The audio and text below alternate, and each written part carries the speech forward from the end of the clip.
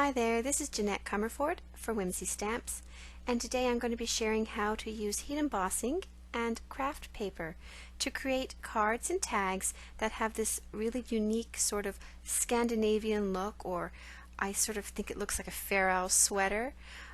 So it's super easy. I'll be using a clear stamp set from Whimsy as well as one of their metal dies. So here's the set. It's called Scandi Christmas. And you can see there's a ton of different stamps in it, and this is the tag set. I'll be using the larger tag. I'm cutting a piece of Kraft paper to measure 4 by 5 1/4, and then I'm just cutting this 8 1/2 by 11 sheet of paper into half lengthwise, and I will just score it, and that will create my card base. I went ahead after this video and created quite a few extra cards, because once you have everything lined up, it's quite easy to go quickly. So I have a mounting block that has lines, and I'm using the lines on my mat to line up all these clear stamps. So I'm lining them up exactly in the position I want them to be, and I'm using those grid lines as guides, and then I'll just line up the lines on my mounting block and press down, and then they'll all be there, and it's going to be super fast and easy to emboss.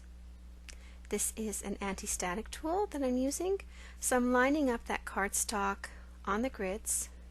I'm going to ink up the stamps now with VersaMark, and once everything is lined up, I'll press down.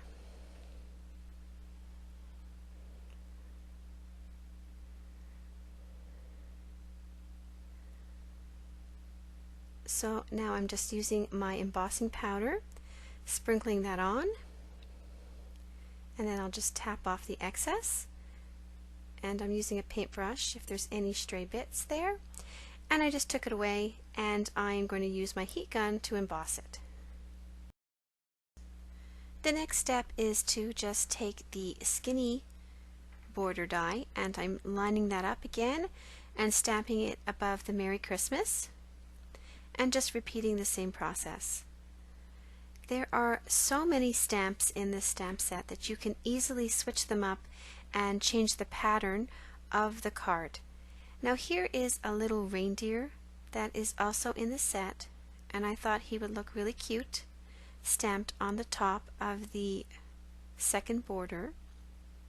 So I'm getting everything lined up. I'm going to stamp him.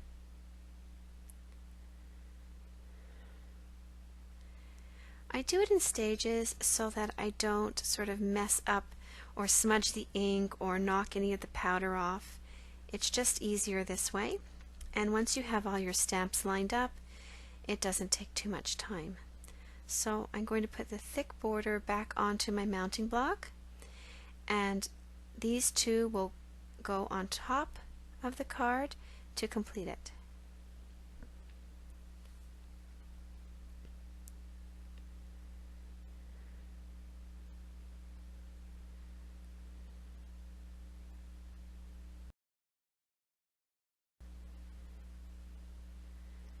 So now I'm just going to adhere this to my card base,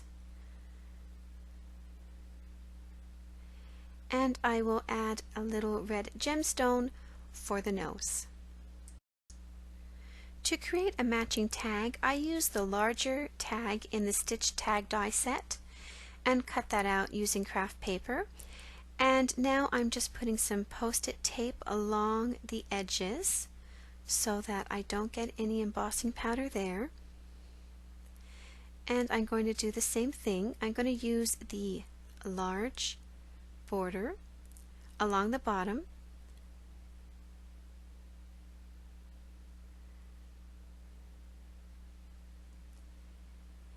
and then along the top I'm going to use the narrow border,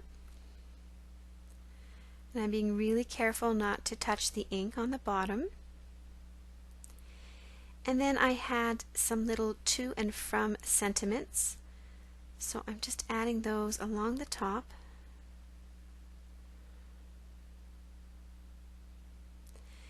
And then I'll take the paper off and put on the embossing powder and heat emboss it.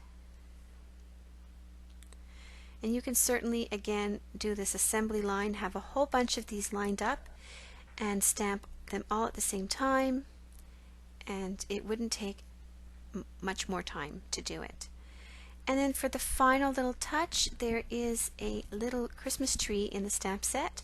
So I thought that would look really pretty stamped on the tag. So I'm using some Green Hills ink here and stamping the Christmas tree. Have some red satin ribbon. I'm going to thread through the hole, and then I'll just tie it closed with some baker's twine. And that is my tag done.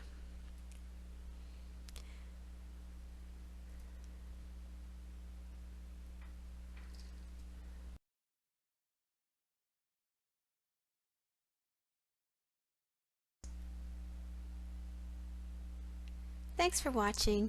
A full list of supplies and links can be found below this video on YouTube or on my blog on November 23rd, 2015.